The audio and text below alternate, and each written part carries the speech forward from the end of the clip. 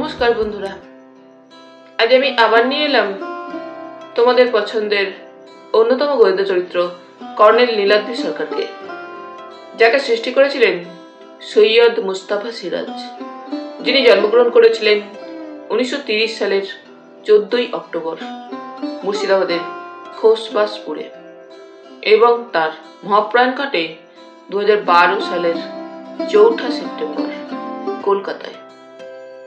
আজ আমি গল্পটি সংগ্রহ করেছি কর্নেল সমগ্র নবম খণ্ড থেকে, যে বইটি প্রকাশনার দায়িত্বে ছিলেন ডেজ পাবলিশিং। এদের সকলের প্রতি আন্তরিকভাবে কৃতজ্ঞতা নিবেদন করে শুরু করছি আজকের গল্প, পিছনে পায়ের শব্দ। আজ থাকলো অন্তিম পর্ব। সাত্তকীর সেন্টিমেন্টে লাগতেই পারে। পিয়ালি তার প্রেমিকা, পিউ তার সঙ্গে জগিং করে, তার ঘরে আড্ডা দেয় কি মেলামেশা করে। পিউয়ের মতো মড টাইপ মেয়ে, যে নিজেকে পার্সন ঘোষণা করে কথায় কথায়। সে নিঃসংকোচে তার কাঁধে বা হাতে হাত রাখতেও পারে। তার মানে এই নয় যে পিউ তার প্রেমে পড়েছে, অথবা সাত্তকী ও পিয়ালিকে ছেড়ে পিউয়ের প্রেমে পড়েছে। ভুল বোঝাবুঝি এখানেই হয়েছে সম্ভবত। রানুর মধ্যে গ্রাম্যতা আছে, কর্নেল লক্ষ্য করলেন। পিউয়ের সঙ্গে ভাব আছে বলায় সাত্তকী খেপে গিয়েছিল।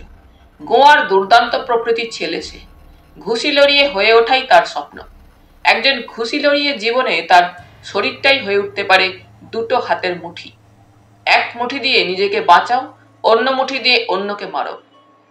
যুগপৎ ডিফেন্স অফেন্স প্রক্রিয়া।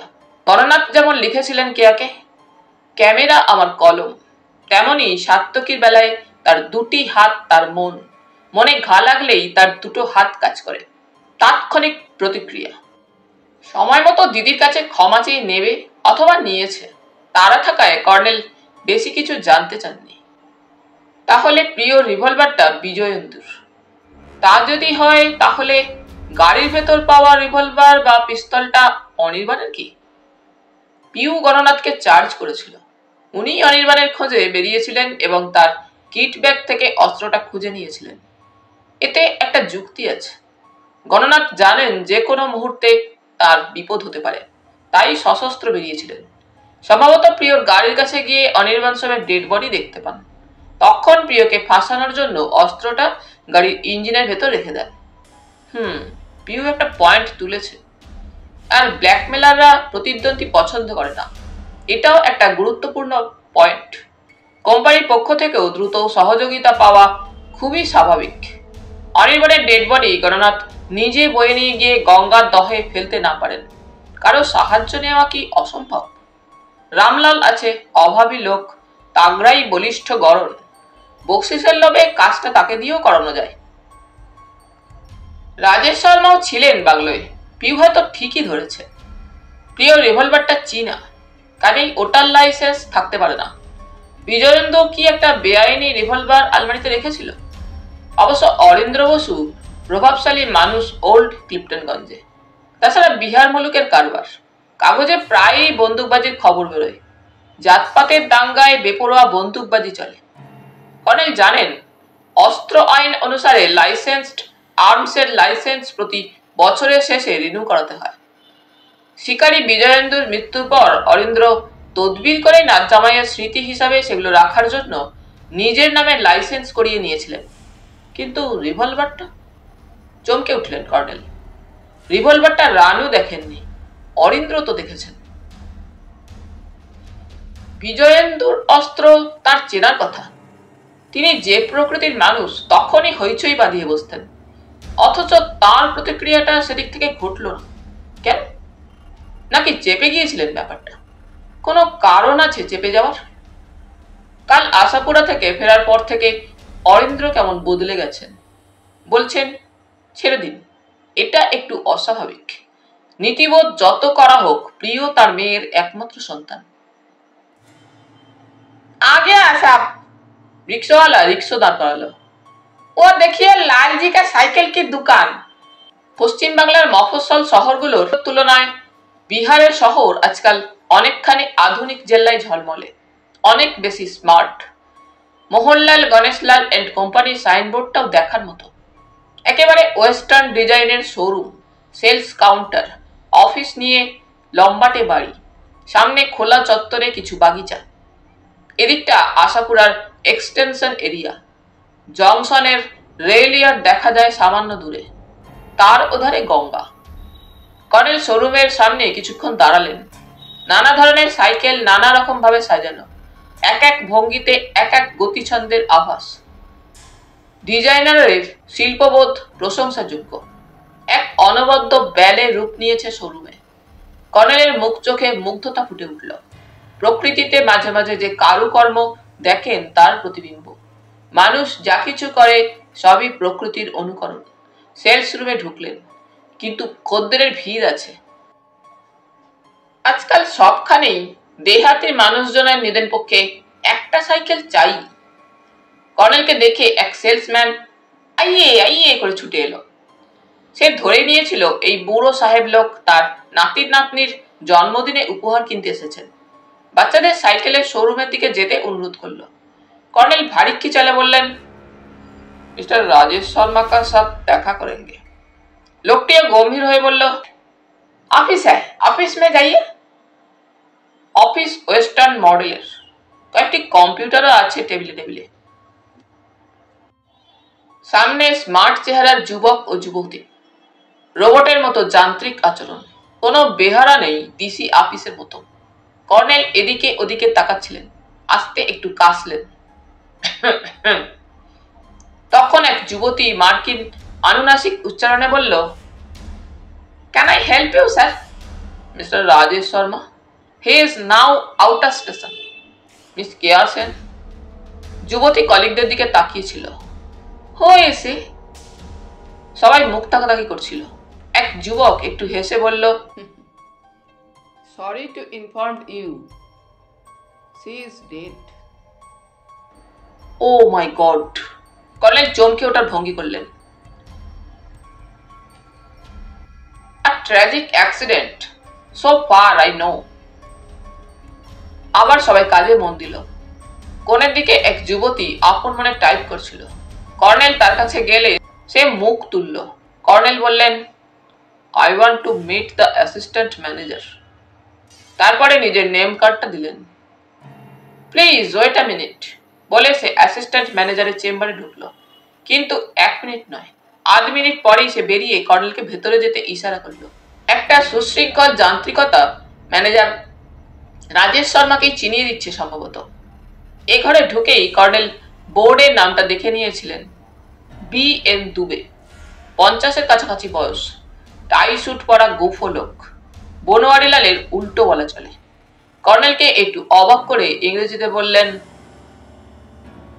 আমিনগঞ্জ থেকে গতকাল বনোয়ারিজি ফোনে আমাকে বলেছেন কলকাতার এক কর্নেল সাহেব রেসিং সাইকেল কিনতে আসতে পারেন। আপনি শোরুমে দেখুন, পছন্দ হয়ে যাবে। এক্সপোর্ট কোয়ালিটির চেয়ে স্থানীয় বাজারে আমরা যা বেচি সেগুলো অনেক ভালো।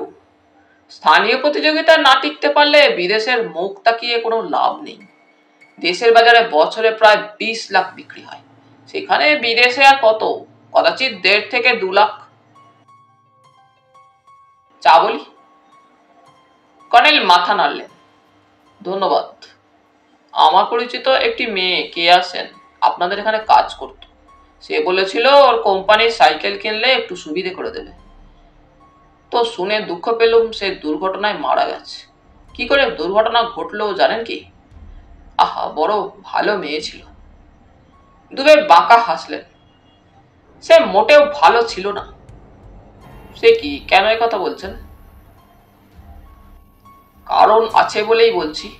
যাই হোক, চলুন আপনাকে সাইকেল দেখাই। দুবে উঠে দাঁড়ালেন। বনোয়ারিজি চেনা লোক আপনি, দরদামে অসুবিধে হবে না। কেয়া সেনের চেয়ে বনোয়ারিজির কথা আমার কাছে মূল্যবান। দুবে অদ্ভুত শব্দে হেসে উঠল। কর্নেল বসে রইলেন, বললেন, কেয়ার ব্যাপারটা। তার কথার উপর দুবে ভুরু কুচকে বললেন, আপনি সাইকেলের চেয়ে কেয়ার ব্যাপারে বেশি আগ্রহী। বনোয়ারিজি আমাকে বলেছেন। আমার খুব চেনা জানা মেয়ে ছিল মিস্টার দুবে। দুবে বসলেন। তারপর টেবিলের উপর একটু ঝুঁকে এসে আসতে বললেন, আপনি এলে বনোয়ারিজি আমাকে একটা বোঝাপড়া করে নিতে বলেছেন। তবে আপনার সৌভাগ্য শর্মাজি বাইরে, না হলে বোঝাপড়াটা অন্য ধরনের হতো। কর্নেল তাকালেন, কোনো কথা বললেন না। দুবে সেই রকম বাঁকা হাসলেন। কেয়ার ব্যাপারে কিছু প্রমাণ করা যাবে না। কর্নেল চুরুট বের করে ধরালেন, তারপর বললেন, আমি কিছু বুঝতে পারছি না। আমরাও বুঝতে পারছি না আপনি কেন এতদিন পরে কেয়ার ব্যাপারে নাক গলাচ্ছেন। দুবে সোজা হয়ে বসলেন। কেয়ার এক আত্মীয় আমিনগঞ্জ ফ্যাক্টরিতে কাজ করেন, কিন্তু তার সাহস নেই বা সাধ্যও নেই ডিটেকটিভ ভাড়া করে। মিস্টার দুবে, আমি ডিটেকটিভ নই। কথাটা একটা গালাগালি, শুনলে দুঃখ পাই। দুবে একটু মেজাজ দেখিয়ে বললেন, বোঝাপড়ায় আসুন, তবে একটা শর্ত, কে আপনাকে ভাড়া করেছে জানা দরকার। তার আগে আমার জানা দরকার বোঝাপড়া বলতে কি বোঝাচ্ছেন আপনি। টাকা করি। দুবে ড্রয়ার থেকে 100 টাকার নোটের একটা বান্ডিল বের করে টেবিলে রাখলেন। এবার বলুন। কর্নেল একটু হাসলেন। তাহলে বোঝা গেল কেয়া সেনের মৃত্যুর কারণ দুর্ঘটনা নয়।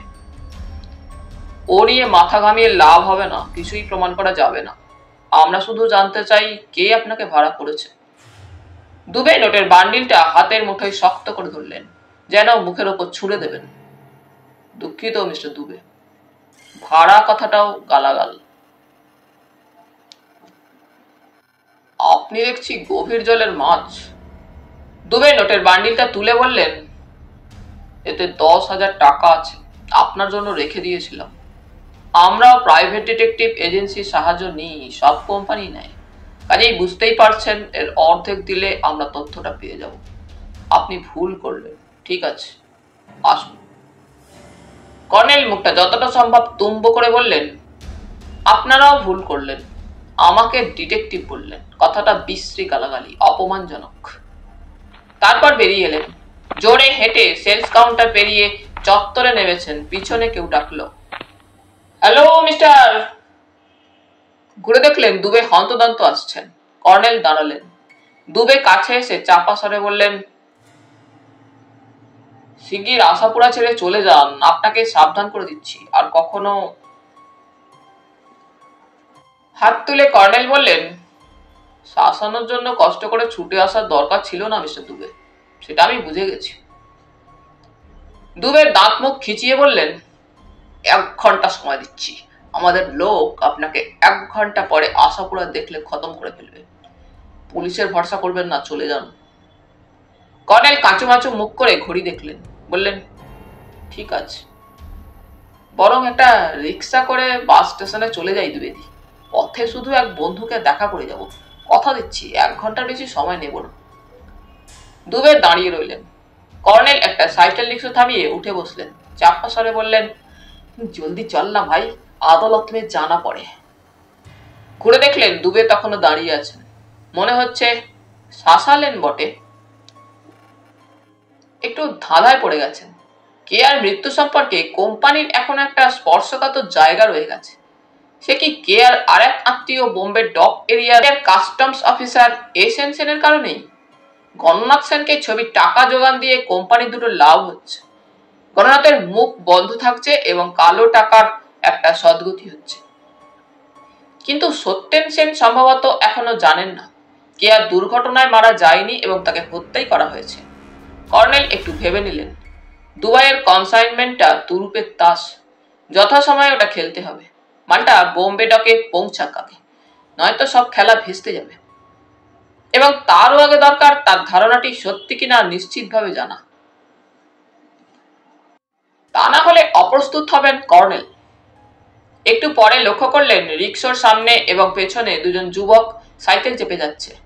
একই cycle, red star, Mohanlal Ganeshlal and কোম্পানির তৈরি। একটু সতর্ক হলেন কর্নেল।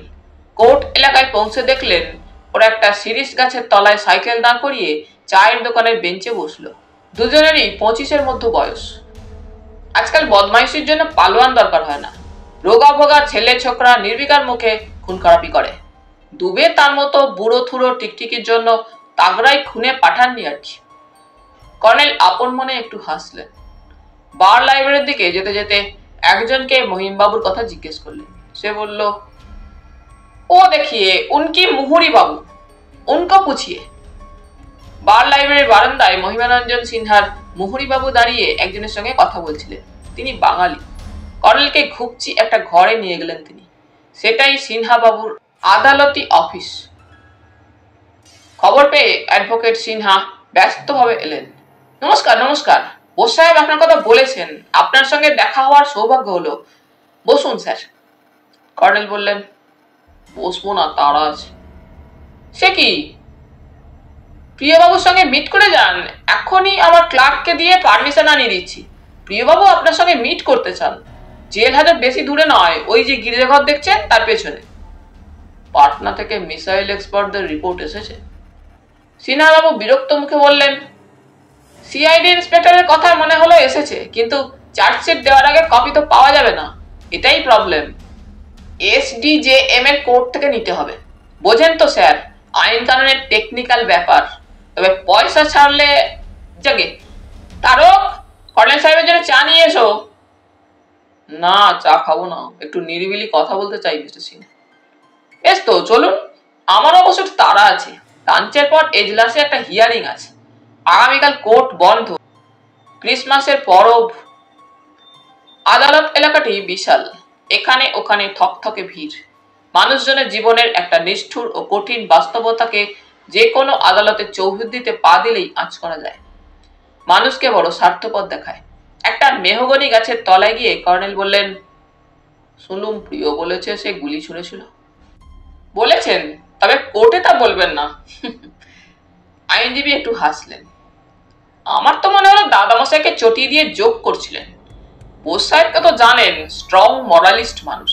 বারবার এসে জিজ্ঞেস করছেন, বল তুই মেরেছিস নাকি। যাই হোক, ওটা কথার কথা। গাড়িতে যে ফায়ার আর্মস পাওয়া গেছে, বডিতে পাওয়া গুলি, সেটা না হলে প্রিয় বেঁচে যাবে, তাই তো? অবশ্যই। আইনজীবী একটু গম্ভীর হলেন। ওটা .32 রিভলভার। একটু সমস্যা হবে যদি গুলিটা ওটারই হয়, কিন্তু তাতেও পুলিশ বেশি দূর এগোতে পারবে না। গাড়িতে মার্ডার ওয়েপন পেল কখন, এটা দেখতে হবে তো। গাড়ি যখন গ্যারেজে ছিল তখন পেল, এবং পেল কারা? না, গ্যারেজের লোক। কর্নেল সাহেব, প্রিয়বাবুকে আমি খালাস করিয়ে আনবো। সার্কামস্ট্যান্সিয়াল এভিডেন্স এই কেসে খুব উইক। প্রিলিমিনারি হিয়ারিং এর পর কেস সেশনে যাবে। যাক না, কেসের ভিত্তিটাই নড়বড়ে। একটা চিঠি দিয়ে মার্ডারের মোটিভ এস্টাবলিশ করবে। কর্নেল একটু ইতস্তত করে বললেন, সিআইডি পুলিশের কাছে শুধু অন্তত একটা কথা জানতে পারলে ভালো হতো। গুলিটা কত পয়েন্ট রিভলভারের? ম্যানেজ করা যায় না এটা? সিনহাবাবু মুচকি হেসে বললেন, খুব যায়, তবে একটু সময় লাগবে স্যার। আজকাল কত ইম্পর্ট্যান্ট ফাইল অফিস থেকে বেমালুম নিপাত্তা হয়ে যাচ্ছে। তো এই সামান্য ব্যাপার, জাস্ট অ্যান ইনফরমেশন। আপনি বোস সাহেবের বাড়িতে বসেই পেয়ে যাবেন। বোস সাহেব কাল এসেছিলেন শুনলাম। প্রিয়র মামলা লড়তে চান না বলছিলেন। খুব হাসলেন আইনজীবী। বরাবর ওই রকম মানুষ। 3 পুরুষ ধরে ওদের 3 পুরুষের আইন লড়াই লড়ে আসছি স্যার। ওদের বংশের মতিগতি এরকমই। আফটার অল নাতি, একমাত্র মেয়ের একমাত্র ছেলে, তাকে ফেলতে পারেন কখনো? আপনি বোস সাহেবের বুজুম ফ্রেন্ড, আপনিও লক্ষ্য করে থাকবেন। মুখেই নাতি নাতনিদের শাসন। কাকেও 1 পয়সার প্রপার্টি দেব না, সব লিখে দেবো কোনো আশ্রমের নামে। তো লাস্ট সেপ্টেম্বরে বললুম, বোস সাহেব বয়স তো অনেক হলো, প্রপার্টির একটা বিহিত করে ফেলুন। বললেন, নাতনি রানু ছাড়া কাকেও কিছু দেবেন না। কদিন পরে এসে বললেন, উইল লিখুন। প্রপার্টির উইল রানুর নামে একা? না না, শুনুন তো। উইল লেখা হলো, রেজিস্ট্রি হলো। কাল এসে বলেছেন উইল খারিজের অ্যাপ্লিকেশন করুন। নতুন উইল লিখুন। প্রিয় খুনি, ওকে 1 পয়সাও দেব না। আইনজীবী আবার হাসতে থাকলেন। কর্নেল বললেন, তাহলে রেজিস্টার্ড উইলে প্রিয়কেও প্রপার্টি দেওয়া আছে? 3 নাতি নাতনির মধ্যে সমান সমান শেয়ার। সিনহাবাবু চাপা স্বরে বললেন, প্রপার্টি কম নয়, বসত বাড়ি ছাড়া সুদে আসলে লাখ দশেক প্রায়। সব ভালো ভালো জায়গায় লগ্নি করা আছে, বছরে প্রচুর সুদ। কর্নেল ঘড়ি দেখে বললেন, উইলে কোনো বিশেষ শর্ত আছে নাকি? আছে, বোস সাহেবের জীবদ্দশায় কেউ মারা গেলে বাকি দুজনে হাফ হাফ পাবে। চলি মিস্টার সিনহা। কর্নেল পা বাড়ালেন। আপনি এই ইনফরমেশনটা একটু শিগগির পাঠাতে চেষ্টা করবেন। কর্নেল একটা রিক্সা ডাকতে যাচ্ছেন, তিরিক্ষি চেয়ারের যুবকটি চায়ের দোকান থেকে উঠে এলো তার দিকে। একজন চাপা গলায় বলল, আবে সালে বুদ্ধে, 1 ঘন্টে হো গয়া, জলদি ভাগ। কর্নেল করুণ মুখে বললেন, भागता है बाबा, कृपा से एक ठो रिक्शा बोला को देना, अभी जरूर बस स्टैंड जाएगा। সে তখনই একটা রিক্সা ডাকলো। রিক্সাওয়ালা তার চেনা, তাকে হুকুম দিল, अबे झकू, ये बुड्ढे का बस स्टैंड पहुंचा दो, जास्ती भाड़ा मत लेना बे, 1 रुपया। हाँ।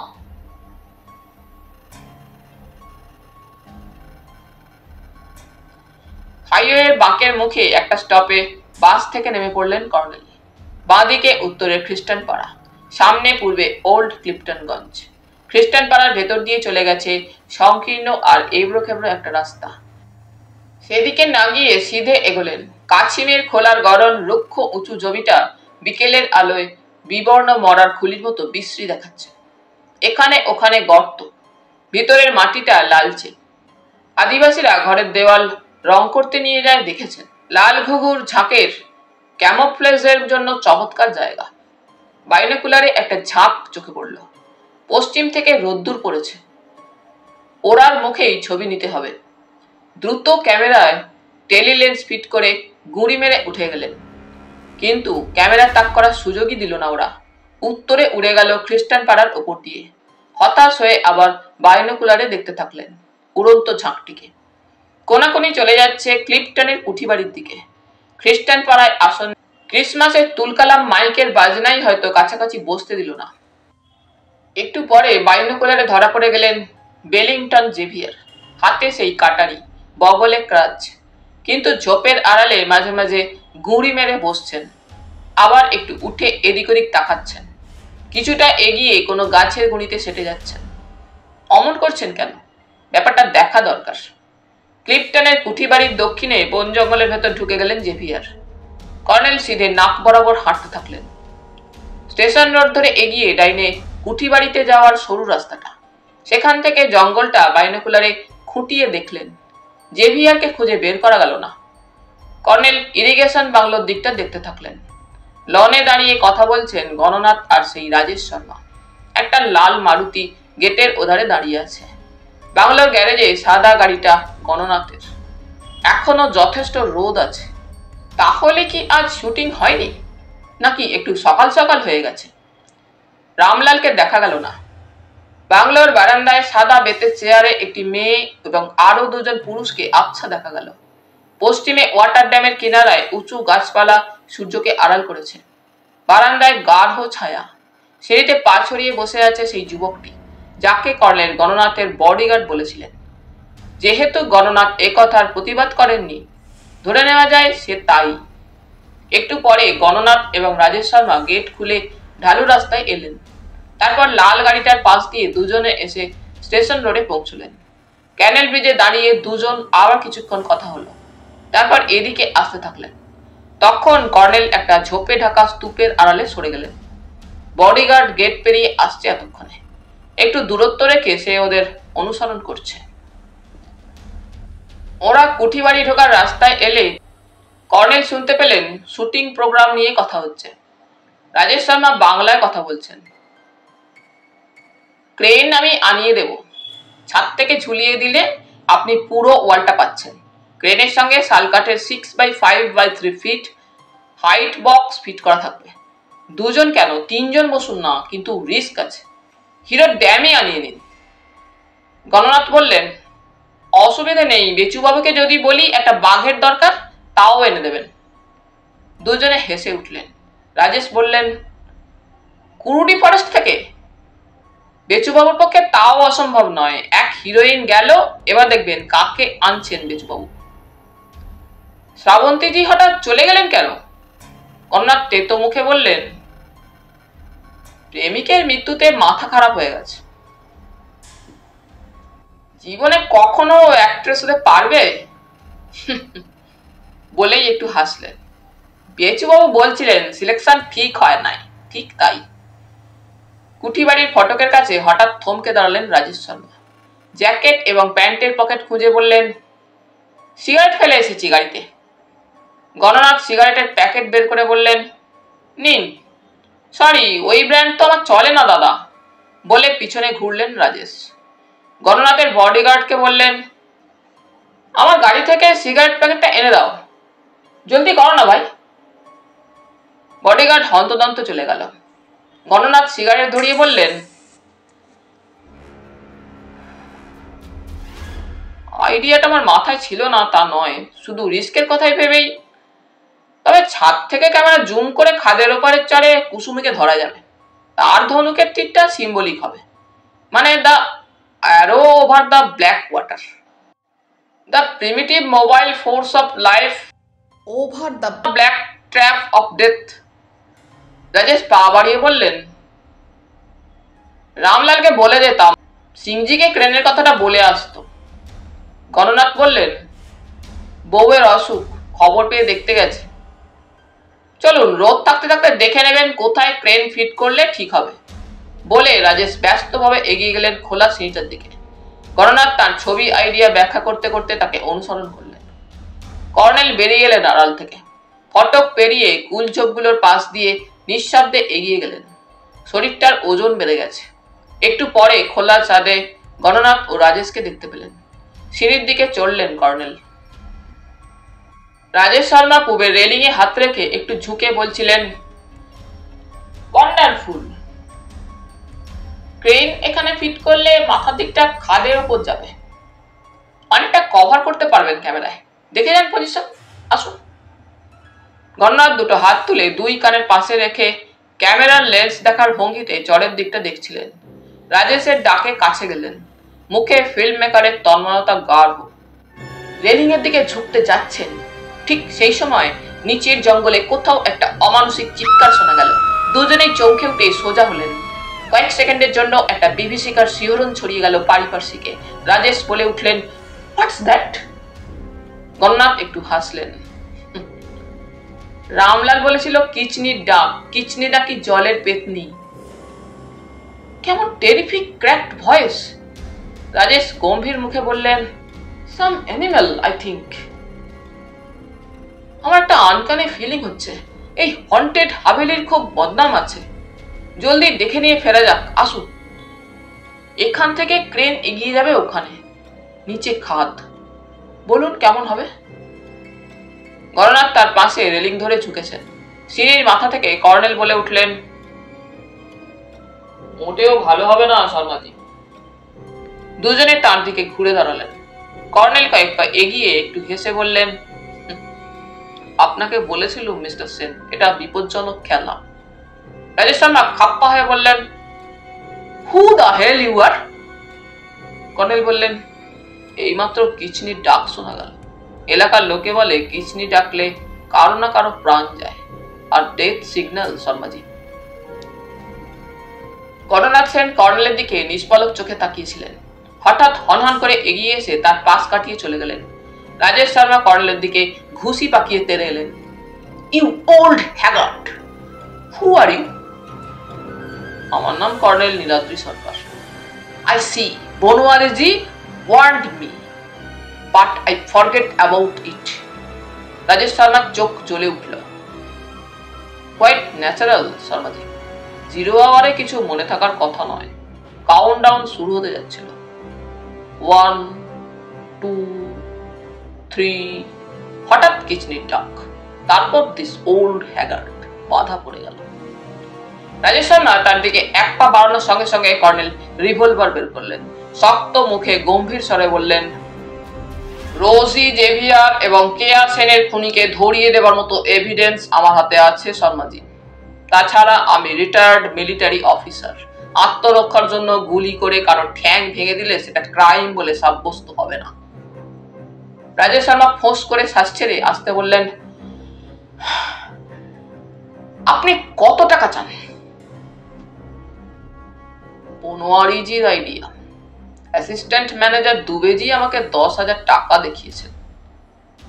দেন 20 এগ্রি? নিচে চলুন, কথা হবে। কর্নেল রিভলভারের নল দিয়ে সিঁড়ির দিকটা নির্দেশ করলেন। রাজেশ শর্মা সিঁড়িতে পা দিয়ে বারবার পিছনে তাকাতে তাকাতে নেমে গেলেন। তারপর হঠাৎ এক লাফে স্তূপের আড়ালে উধাও হয়ে গেলেন। কর্নেল একটু সতর্ক হয়েছিলেন তার কাছে ফায়ার আর্মস আছে ভেবে। একটু পরে বুঝলেন নেই, থাকলে গুলি ছুটতেন। ফটকে গণনাথকে দেখা গেল। তার বডিগার্ড আসছিল হন্তদন্ত।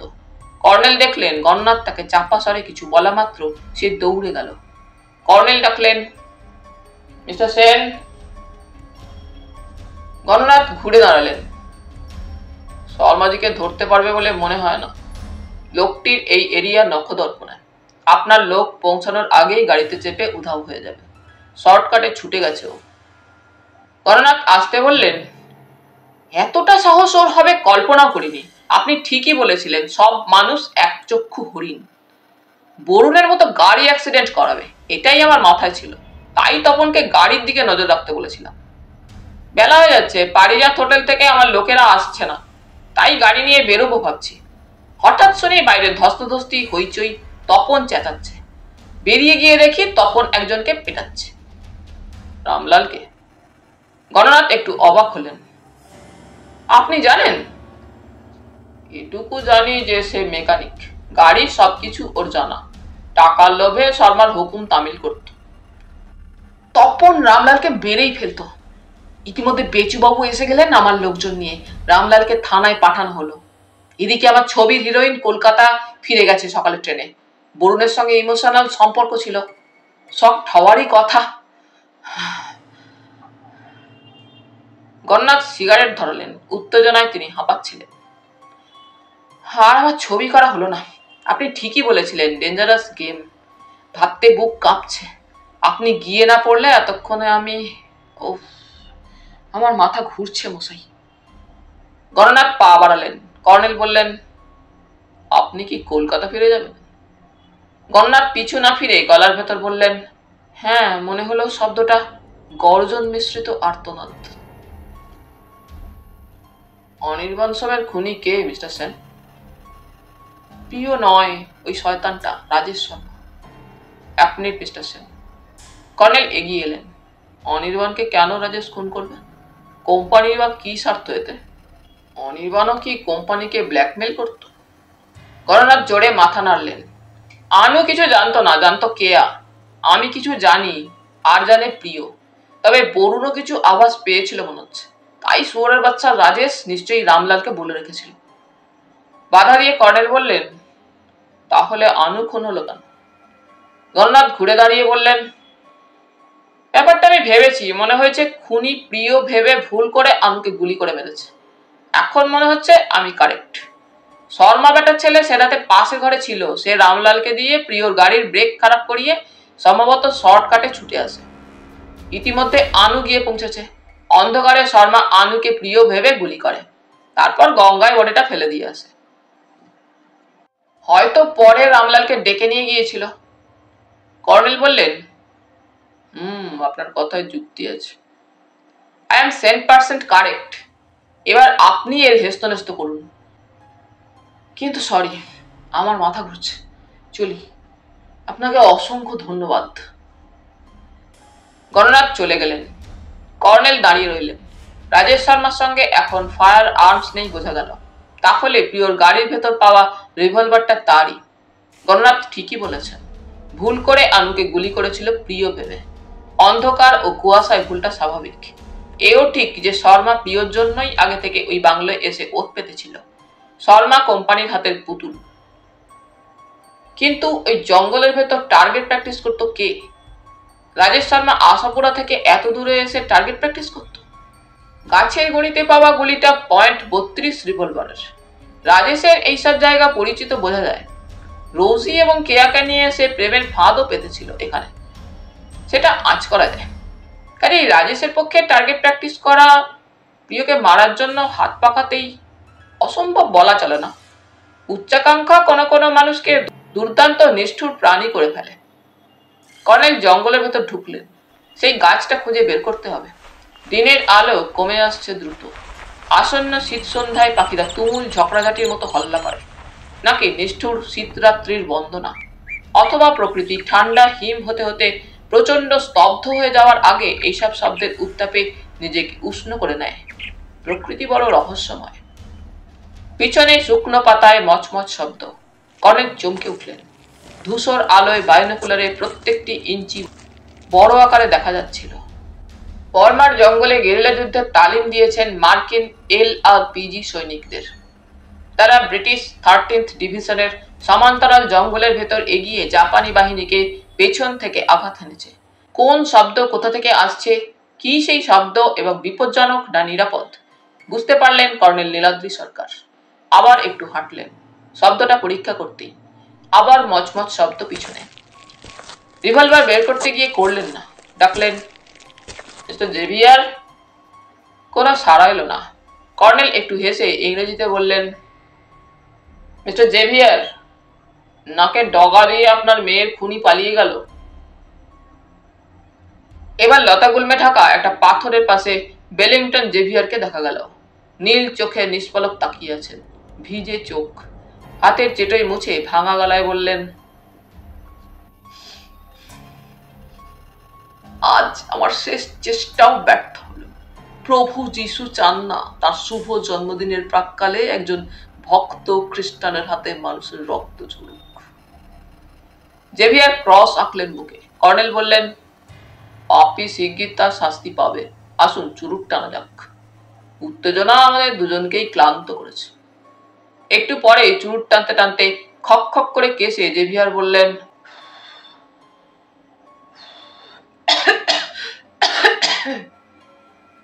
রোজির ঘরে তালা ভেঙে চোর ঢুকেছিল। কিছু চুরি গেছে কি? বেলিংটন জেভিয়ার গম্ভীর মুখে বললেন, রোজির নামে একটা নোটবুক এবং একটা চিরকুট। রোজির মৃত্যুর কয়েক মাস পরে চিরকুটটা আমি দেখতে পাই। তখন বুঝতে পারি কি ঘটেছিল, কিন্তু শয়তানকে আর দেখতে পাইনি এ তল্লাটে। মহাশয়, আমি একজন গরিব বুড়ো মানুষ, খোঁড়া। কি করতে পারতো? তার চোখ ভিজে গেল আবার। কর্নেল বললেন, বড্ড শীত, আসুন আমরা একটা আগুনের কুণ্ড জ্বালিয়ে গল্প করি। জঙ্গলে আগুনের কুণ্ডের কাছে বসে গল্প করা আমার তো দারুণ লাগে। এ বিষয়ে আপনার কি মত? জেভিয়ার উৎসাহে শুকনো ডালপালা কাটতে থাকলেন। কর্নেলও শুকনো পাতা কাঠ কুঠো জড়ো করলেন। জেভিয়ার বললেন, আমি নিশাচর মানুষ, আমারও এই অভ্যাস আছে। লোকেরা দূর থেকে ব্যাপারটা দেখে ভয় পায়। বিপদ প্রাণীগুলো যত ভয় পায় তত আমার আনন্দ হয়। লাইটার জেলে আগুন ধরিয়ে কর্নেল বললেন, লোকেরা সবচেয়ে বেশি ভয় পায় কিচনির ডাককে। জেভিয়ার বসে আগুনে হাত সেঁকতে সেঁকতে বললেন, কিচনি কিছুক্ষণ আগে ডেকেছিল, শুনেছেন কি? শুনেছি, তবে আমার ধারণা কিচনির এই শেষ ডাক। জেভিয়ার তার দিকে একবার তাকালেন। ঠোঁটের কোনায় একটু পাকা হাসি। জঙ্গলের ভেতরকার ধূসরতা গাঢ় হয়েছে। একটু পরে কর্নেল বললেন, মিস্টার জেভিয়ার, একটা গাড়ির ওপর আপনার এত আক্রোশ কেন? কেন দুবার একই গাড়ির কাঁচ ভাঙলেন? মুখ নামিয়ে জেভিয়ার বললেন, গাড়িটা আমার চেনা, নাম্বার মুখস্থ। ওই গাড়িতে চেপে শয়তান আর রোজিকে নিয়ে আসতো। ওর জন্যই ক্যারি রোজিকে ডিভোর্স করে অস্ট্রেলিয়া চলে যায়। গত অক্টোবরে দেখি গাড়িটা অন্য একজন চালাচ্ছে। সেই ফানি চ্যাপ কোম্পানি তাকে গাড়িটা দিয়েছিল। জেভিয়ার রুষ্ট মুখে বললেন, গাড়িটাকে বাগে পাইনি তখন তো। 19শে ডিসেম্বর বিকেলে সেচ বাংলোর শয়তান আর কে দেখতে পেলাম। সন্ধ্যার পর চুপি চুপি গিয়ে বাংলোর কাছে ঝোপের ভেতর ওত পেতে রইলাম, হাতে এই কাটারি। কিন্তু সে বাংলো থেকে বেরোচ্ছে না। জেদ চেপে গেল। বসে রইলাম, ওকে বেরোতেই হবে। তখন অনেক রাত। লনের নুড়িতে পায়ের শব্দ শুনে বাংলোর নিচু দেওয়ালের কাছে গেলাম। মাথা তুলে দেখি অন্য একজন। সে আমাকে দেখতে পেয়ে হইচই বাঁধালো। রামলাল আমাকে ভাগিয়ে দিল। গুটি বাড়িতে আমার বন্ধু ক্লিপটনের সঙ্গে আড্ডা দিতে গেলুম। ও ঈশ্বর, হঠাৎ স্টেশন রোডে সেই গাড়িটা দেখতে পেলাম, বাংলোর দিকে যাচ্ছে। সোজা চলে গেলাম, আবার গাড়িটার রাস্তায় ঘুরিয়ে রেখে ফানি চাপ বাংলোর দিকে গেল। এই তো সুযোগ, কিন্তু দুর্ভাগ্য, বদমাস রামলাল এসে পড়ল। তারপর দেখি সে বোনেট খুলে কি করছে। আমি তখন ঝোপের আড়ালে দেখলাম কি একটা করে রামলাল তখনই চলে গেল। তখন বুঝতে পারিনি ব্যাপারটা কি। কর্নেল আগুনে কয়েকটা শুকনো কাঠ গুঁজে দিয়ে বললেন, ব্রেক বিগড়ে দিয়েছিল সে। জেভিয়ার চুপ করে থাকলেন। কাঠের নকল পা ছড়ানো, অন্য পায়ের হাঁটু ভাঁজ করা, চুরুটটা কামড়ে ধরে আগুনের দিকে তাকিয়ে রইলেন। কর্নেল বললেন, তারপর কি হলো বলুন। ফানি চ্যাপ বেরিয়ে গেল, গাড়ি স্টার্ট দিয়ে চলে গেল। এবারও একটা সুযোগ হাতছাড়া হলো বলে জেভিয়ার বুকে ক্রস আঁকলেন। শ্বাস ছেড়ে ফের বললেন, প্রভু যিশুর ইচ্ছা সবই। কুঠিবাড়ির দিকে শেয়ালের ডাক শোনা গেল। কয়েকবার ডাকাডাকি করে শেয়ালগুলো চুপ করলে কর্নেল বললেন, কিন্তু আপনি গাড়ির কাঁচ ভেঙেছিলেন মিস্টার জেভিয়ার, তাই নয় কি? বেলিংটন জেভিয়ার বিষণ্ণ মুখে বললেন, আমি দুঃখিত। আর কয়েক ঘন্টা পরে পরিত্রাতা প্রভু যিশুর শুভ জন্মক্ষণ। এটা একজন ভক্ত ক্যাথলিকের কনফেশন বলে ধরে নিন। আমি গাড়ির কাঁচ ভেঙে পাপ করেছি, আমার কনফেস করা উচিত। কর্নেল সকৌতুকে বললেন, জানেন কি, কেউ কেউ আমাকে ফাদার ক্রিসমাস বলে রাখেন। আপনাকে ঠিক তাই দেখায় বটে। জেভিয়ার কর্নেলকে একবার দেখে নিলেন, কিন্তু কর্নেলের কৌতুক তাকে ছুতে পারল না। গাড়ির কাঁচ ভাঙার ঘটনাটা বলুন এবার। কনফেশনে সমস্ত কিছু খুলে বলতে হয়, আপনি জানেন মিস্টার জেভিয়ার। একটু চুপ করে থেকে জেভিয়ার বললেন, স্টেশন রোড ধরে ফিরে আসছিলাম, হঠাৎ দেখি স্টেশন রোডে একটা গাড়ির হেডলাইট জ্বলছে, কিন্তু গাড়িটা থেমে যাচ্ছে। সোজাসুজি চলে গেলাম। আশ্চর্য লাগলো, গাড়িটা ঝোপের ভেতর আটকে গেছে। ব্রেক বিগড়ে দিয়েছিল রামলাল, ঝোপে না ঢোকালে ফানি চ্যাপ মারা পড়ত। হ্যাঁ, কিন্তু গাড়িটাকে ভাঙচুর করার এমন সুযোগ ছাড়া যায় না। আমি কিচনির ডাকলাম, অমনি লোকটা গাড়ি থেকে বেরিয়ে পড়লো এবং পালাতে থাকলো। Funny chap. আমি আলোর আড়ালে গাছপালার ভেতর প্রাচীর শব্দ করতে করতে কিছু দূর গেলাম। ওকে আরো ভয় দেখাতে চেয়েছিলাম, কুত্তাকা মাফিক ভাগা। জেভিয়ার আবার খিকখিক করে হাসতে লাগলেন। কর্নেল বললেন, তারপর ফিরে গিয়ে গাড়ির কাঁচ ভাঙলেন? প্রথমে হেডলাইট বলে জেভিয়ার হাতের নিভিয়ে দেওয়া চুরুটটা কোটের পকেটে ঢোকালেন। ক্রাচের ঘায়ে আলো খতম করে সমস্ত কাঁচ চুরমার করলাম। তারপর মনে হলো কেউ আসছে। অন্ধকারে আমি জন্তুর মতো দেখতে পাই। রাস্তার উল্টো দিকে একটা গাছের আড়ালে লুকিয়ে রইলাম। সে এসে থমকে দাঁড়ালো। গাড়িটা দেখতে পেয়ে কাছে এলো সে। গাছ ভাঙা দেখেও সে অবাক হলো না। আশ্চর্য মহাশয়, সে গাড়িটাকে লাথি মারতে থাকলো। কিছুক্ষণ পরে সে গাড়িটার গায়ে হেলান দিয়ে দাঁড়িয়ে রইল। ভারী অদ্ভুত ব্যাপার। জেভিয়ার শ্বাস ছেড়ে বললেন, সময়ের বোধ আমি কবে হারিয়ে ফেলেছি। আমি এক সময়হারা মানুষ মহাশয়। কতক্ষণ পরে দেখি সে টর্চ জেলে গাড়ির ভেতরটা দেখছে। এও অদ্ভুত, এতক্ষণ সে টর্চ জ্বালেনি। টর্চটা গাড়ির ভেতর ছিল শুনেছি। আরো অদ্ভুত, সে এবার রাস্তায় পাইচারি শুরু করলো। মাঝে মাঝে টর্চ জ্বালছিল এদিকে ওদিকে। বেগতিক দেখে আমি গুঁড়ি মেরে ঝোপের আড়ালে চলে গেলাম। কিচনির ডাক ডেকে ওকে ভয় পাইয়ে দিতাম, কিন্তু আমি দেখতে চাইছিলাম তার কি উদ্দেশ্য।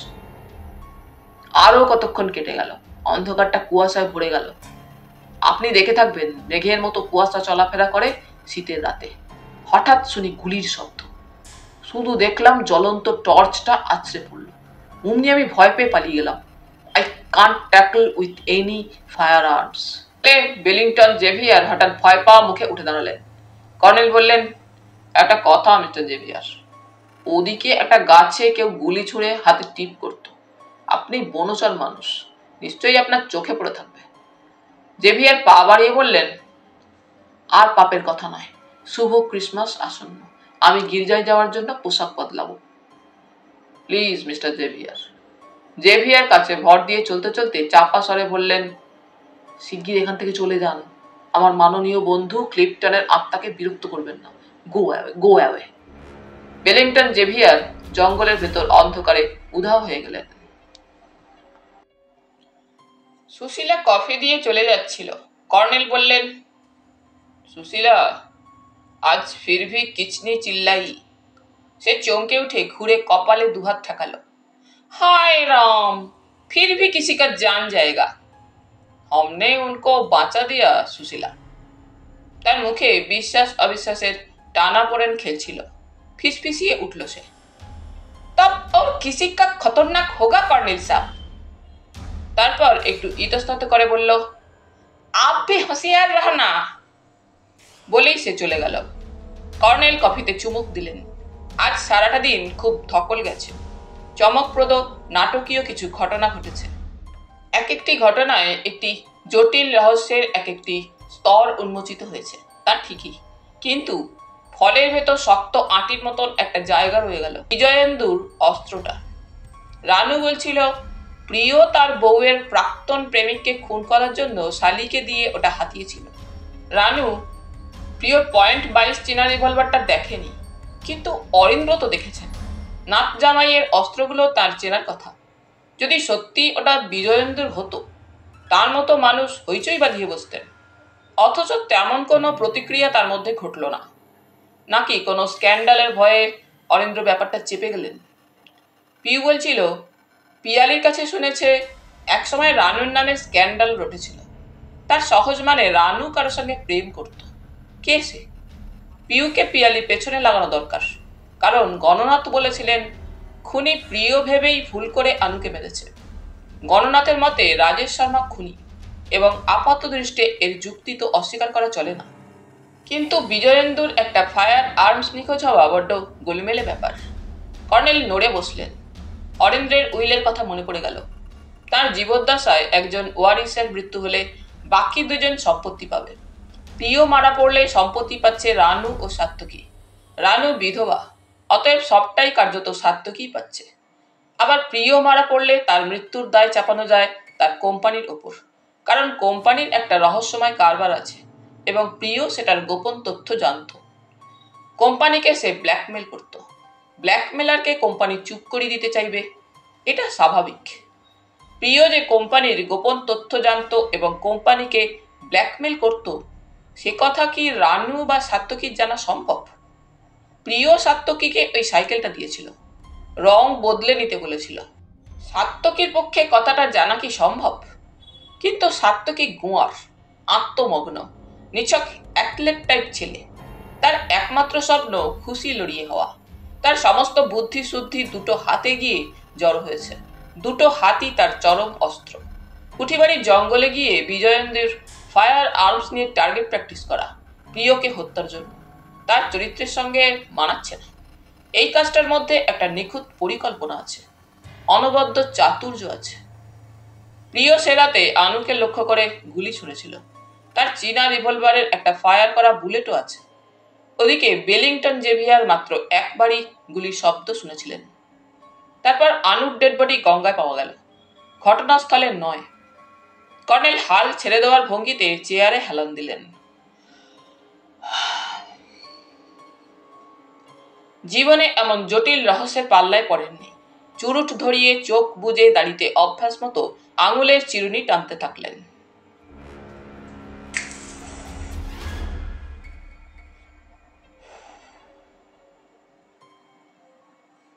বাইরে সিঁড়িতে পায়ের শব্দ, কেউ নাচের ছন্দে নামছে।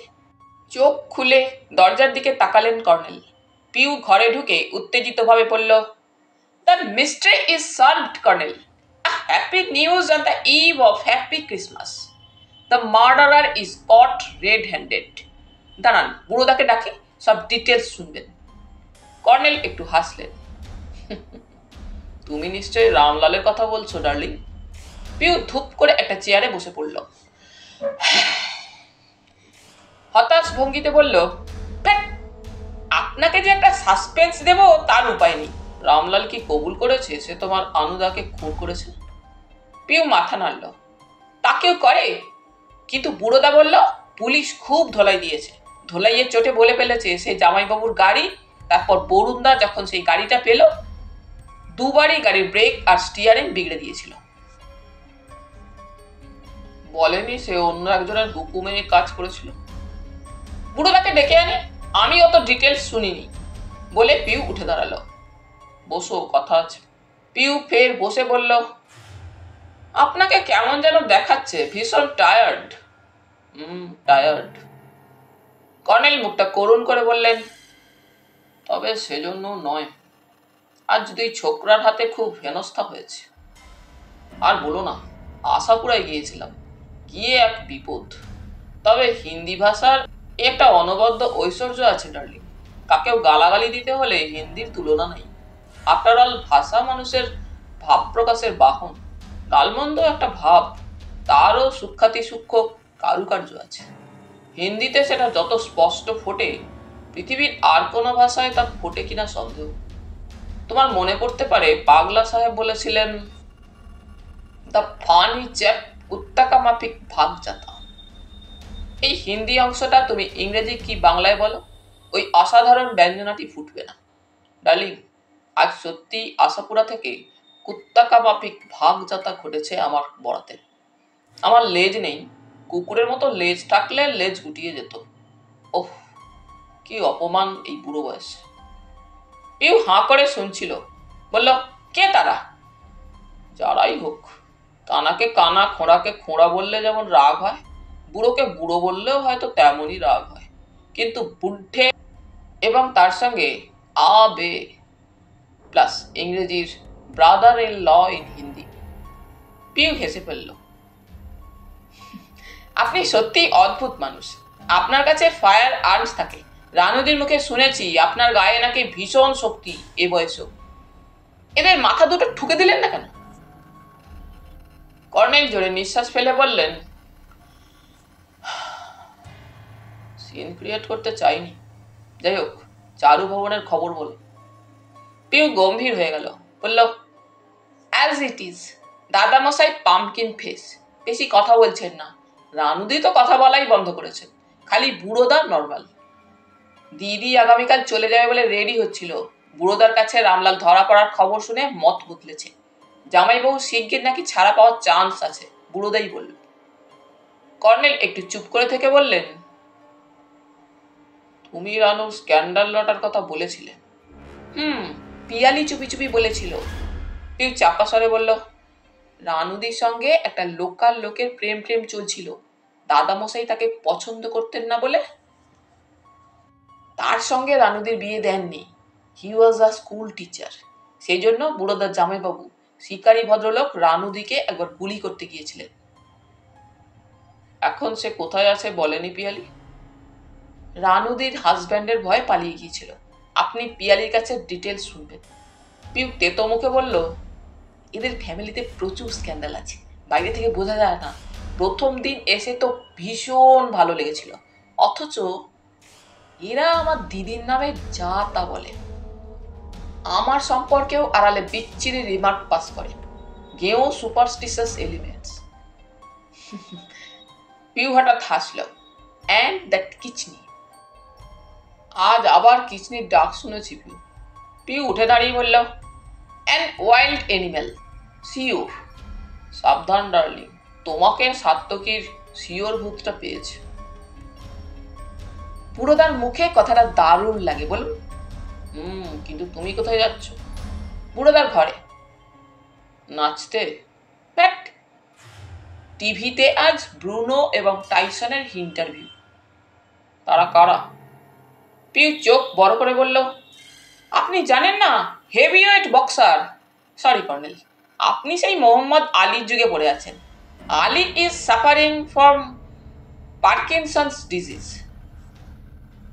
আমার ভয় হচ্ছে ডার্লিং, তোমাকেও না সাত্তকী বালির বস্তার সঙ্গে লড়িয়ে দেয়। No, I like to dance. Piu চোখে উজ্জ্বল হাসল। Dancing is the voice of my body. By the by, যে রাতে অনির্বাণ খুন হয় তুমি বলেছ খুব নেচেছিলে। So what? কর্নেলের মুখে কৌতুক ছিল না দেখে পিউ আবার চার্জ করল। কেন কথা বলছেন? জাস্ট আ কোয়েশ্চেন। সে রাতে যখন শুতে গেলে মনে আছে? পিউ একটু অবাক হয়ে তাকিয়ে থাকার পর বলল, ঘড়ি দেখিনি। জামাইবাবু ফেরার পর মাত্র মিনিট 10। রানুদি টেনে নিয়ে গেলেন জোর করে। সাত্তকী নাচছিল কি? হ্যাঁ, ওর নাচ মানে জগিং, নাচতে জানে নাকি? ওর অ্যাম্বিশন বক্সিং এ ওয়ার্ল্ড চ্যাম্পিয়ন হবে। পিউ হাসতে হাসতে পা বাড়ালো। আমেরিকা সম্পর্কে ওর প্রচুর ইন্টারেস্ট। বলে কি জানেন, গ্র্যান্ডপার জন্য ওর কিছু হলো না। দ্যাট ওল্ড ফেলো ওকে কোথাও যেতে দেবে না। বাইরে অরিন্দ্র সাড়া পেয়ে পিউ ঠোঁটে আঙুল রেখে কর্নেলকে ইশারা করেই বেরিয়ে গেল। অরিন্দ্র ঘরে ঢুকে গম্ভীর মুখে বসলেন। ছড়িটা দুপায়ের ফাঁকে রেখে হাতলটা দুহাতে চেপে ধরে বললেন, সিনহা বাবুর সঙ্গে দেখা হয়েছে? হ্যাঁ। কর্নেল পোড়া চুরুটটা অ্যাস্ট্রোতে ঘষতে ঘষতে বললেন, ওর মতে কোনো প্রাইমা ফেসি এভিডেন্স থাকলেও সেশনে টিকবে না। পারিপার্শ্বিক সাক্ষ্য প্রমাণ দুর্বল। রিভলভারটা তো পুলিশ খুঁজে বের করেনি, করেছে গ্যারেজের লোকে। কাজেই ওটা প্ল্যান্টেড হতে পারে। বাকি রইল চিঠি। যে খুন হয়েছে ওই চিঠিটা তারই লেখা। ওটা দিয়ে খুনের মোটিভ এস্টাবলিশ করা যাবে না। আজ ইরিগেশন বাংলোয় চৌকিদার রামলালকে ধরেছে পুলিশ, শুনেছেন তো? তা শুনেছি। কাজেই প্রিয়র ফাঁড়া কেটে গেছে বলা যায়। অরিন্দ্র একটু কেসে গলা পরিষ্কার করে বললেন, কিন্তু এদিকে একটা মিস্টেরিয়াস ব্যাপার ঘটেছে। 31শে ডিসেম্বরের মধ্যে বিজয়েন্দুর ফায়ার আর্মসের লাইসেন্স রিনিউ করাতে হবে। আপনি তো জানেন ওগুলো আমার নামে লাইসেন্স করিয়ে নিয়েছিল বিজয়েন্দু স্মৃতি। তো দুপুরে ওর ঘরে গেলুম। লাইসেন্সের কাগজপত্র ও ঘরেই আলমারিতে রাখা আছে, কিন্তু দেখলেন রিভলভারটা নেই। অরিন্দ্র চমকে উঠলেন, নিষ্পলক তাকিয়ে রইলেন। রানু আজ সকালে আমাকে বলেছিল, তবে ওর ধারণা প্রিয় রিভলভারটাই সেটা। অরিন্দ্র জোরে মাথা নাড়লেন। রানু ভুল করেছে। রানু অবশ্য প্রিয় রিভলভারটা এখনো দেখেনি। আমি দেখেছি। অরিন্দ্র চাপা স্বরে বললেন, বিজয়েন্দুর হলে আমি তখনই বলতুম। বিজয়েন্দু রিভলভারের কি লাইসেন্স আছে? অরিন্দ্র কিছুক্ষণ চুপ করে থাকার পর বললেন, আপনাকে গোপন করা অন্যায়। ওটার কোনো কাগজপত্র তন্ন তন্ন করে খুঁজে পাইনি। তখন বুঝতে পেরেছিলাম ওটা বিজয়েন্দু কারো কাছে কিনেছিল। এই এরিয়ায় ফায়ার আর্মস ঘরে ঘরে, লাইসেন্সের তোয়াক্কা করে না কেউ। কাগজে প্রায়ই দেখবেন জাতপাত জমি জমা নিয়ে বন্দুকবাজি হচ্ছে। যাই হোক, অনেকবার ভেবেছি কোথাও ফেলে দিয়ে আসবো, কিন্তু বিজয়েন্দু স্মৃতি, আপনি তো জানেন ওকে আমি কি স্নেহ করতুম। তাছাড়া ওল্ড ক্লিপটনগঞ্জে আমার প্রভাব আছে। আপনি তো দেখলেন পুলিশ বাড়ি সার্চ করতে পর্যন্ত এলো না। আসেনি, আসার পয়েন্ট অবশ্য নেই। নিহাত ওই গবেট বুড়োটা রক্তের কথা পুলিশকে বলে না ফেললে কিছুই হতো না। আপনি জেনে রাখুন, পুলিশ এসে লনে দাঁড়িয়ে প্রিয়র বউকে দু একটা কথা জিজ্ঞেস করেই চলে গেল। অরিন্দ্র দুহাতের মুঠোয় ধরা চড়ির বাঁটে চিবুক রেখে বললেন, প্রিয়র গাড়িতে অস্ত্র পাওয়া গেছে শুনেও আমার মাথায় আসেনি কিছু। আজ হঠাৎ আবিষ্কার করলুম ওটা নেই। রানু কান্নাকাটি করতে লাগলো। ওর কাছেই সব ঘরের চাবি থাকে। আমি কিছু বুঝতে পারছি না। সাত্তকীকে জিজ্ঞেস করেছেন? ও খেপে গেল। ওকে তো জানেন, আস্ত বন মানুষ। দুটো হাতের মুঠো বাগিয়ে বলে কি, হাত থাকতে তার ফায়ার আর্মসের দরকার হবে না। কর্নেল হাসলেন। সম্ভবত শিওরও বলেছে। অরিন্দ্র কষ্টে হাসলেন। তারপর বললেন, না, সাত্তকীর বন্দুক পিস্তলে কোনো নেশা নেই। ওকে বলেছি অন্তত মাঝে মাঝে তেল ফেল দিয়ে পরিষ্কার করার কাজটা নেই, তাও করবে না। অগত্যা আমাকেই কাজটা করতে হয়। অস্ত্রগুলো নষ্ট হয়ে যাবে। একটু পরে কর্নেল বললেন, এ রহস্যের সমাধান করতে হলে আপনার সাহায্য চাই। এই কি অদ্ভুত কথা বলছেন? অরিন্দ্র একটু চটে গেলেন। সব রহস্যের সমাধানের জন্যই তো আপনার কাছে গিয়েছিল। আমি সাহায্য করব না ভাবলেন কি করে? ও সাহেব, আমার একটা প্রশ্ন আছে, কিন্তু প্রশ্নটা ডেলিকেট বলেই ও কথা বলেছি। অরিন্দ্র চার্জ করলেন। করুন প্রশ্ন। রানুর সঙ্গে একজন স্কুল টিচারের সম্পর্ক নিয়ে স্ক্যান্ডাল রটেছিল। কে তিনি? অরিন্দ্র আসতে বললেন, বারিন রায়। তিনি এখন কোথায় আছেন কে জানে। ধাতানি খেয়ে কেটে পড়েছিল। বাউন্ডুলে লক্ষ্মী ছাড়া টাইপ, পদ্য টদ্য লিখত। কবি বলুন।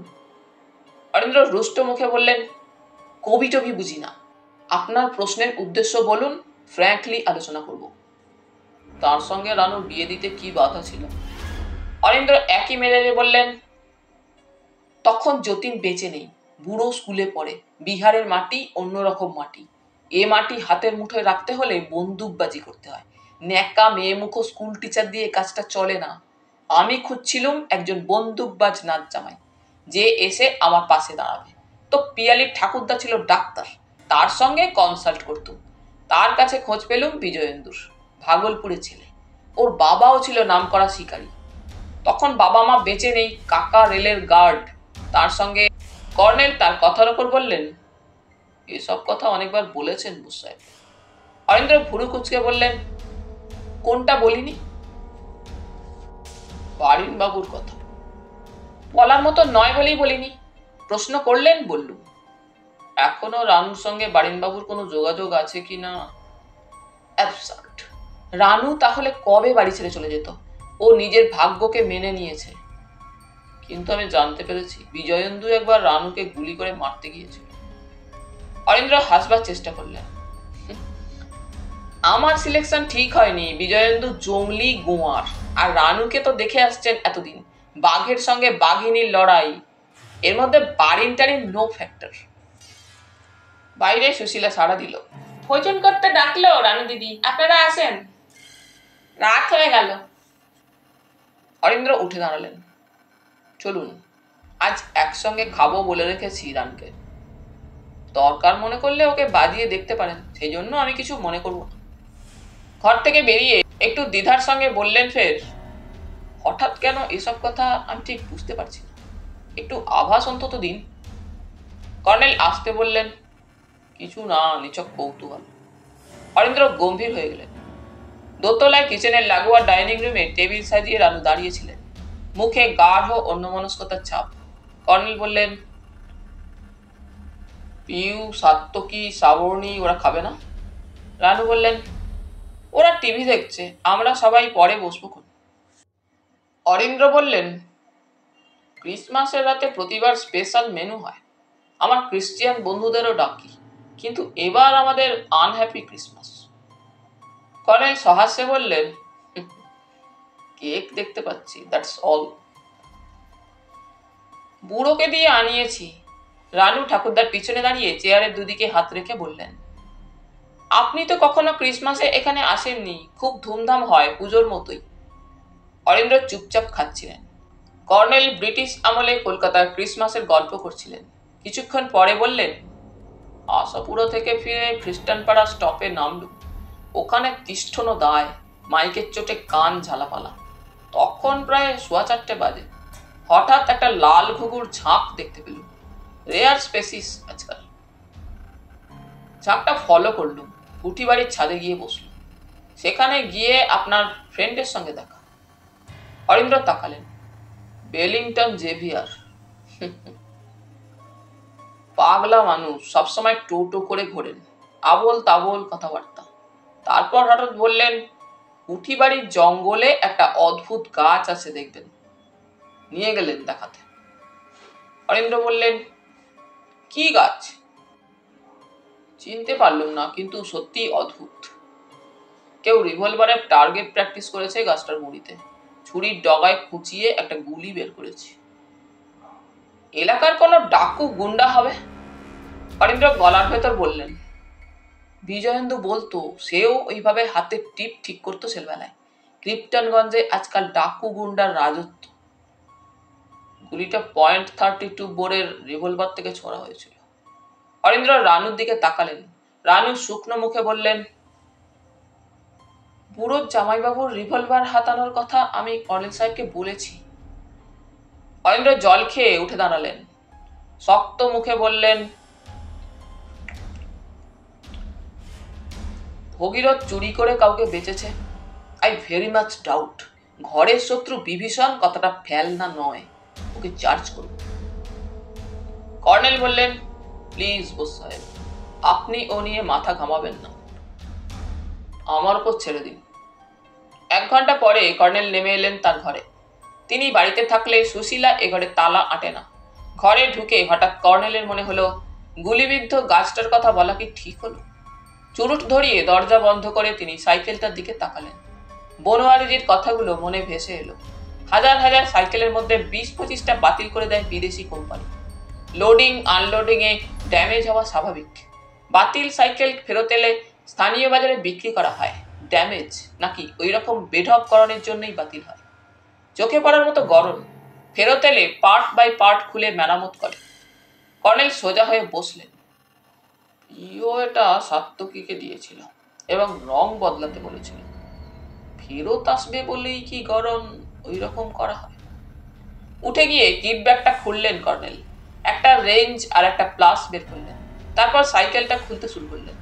শীতের রাতে শরীরে ঘাম জমেছে, জ্যাম হয়ে গেছে পার্টগুলো। ক্লান্ত হয়ে একটু জিরিয়ে নিলেন। বড় কষ্টসাধ্য কাজ, বরং একজন মেকানিককে ডেকে কাল দিনের দিকে কাজটা করানো উচিত। কিন্তু তীব্র একটা কৌতূহল তাকে পেয়ে বসেছে। আবার একবার বিশ্রাম নিতে এলেন চেয়ারে। ঘড়ি দেখলেন 12টা 5। হঠাৎ আলো নিভে গেল। লোডশেডিং। বিরক্ত হয়ে পকেট থেকে ছোট্ট টর্চটা বের করলেন। জঙ্গলে এবং ফেরার পথে অতক্ষণ জ্বালার ফলে আলো কমে গেছে।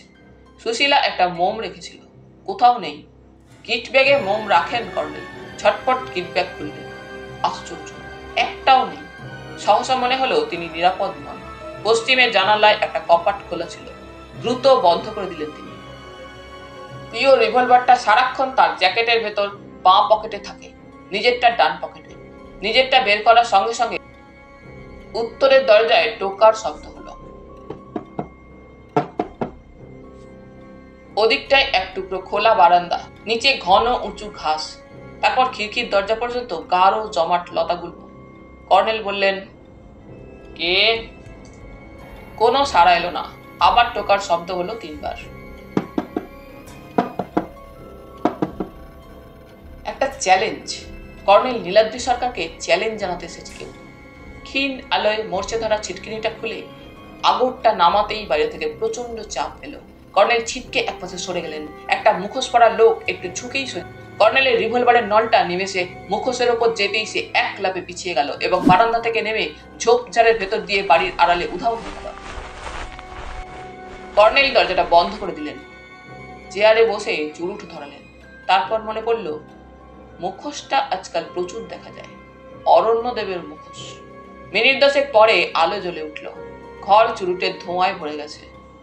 পশ্চিমের জানালাটা পুরো খুলে দিলেন কর্নেল।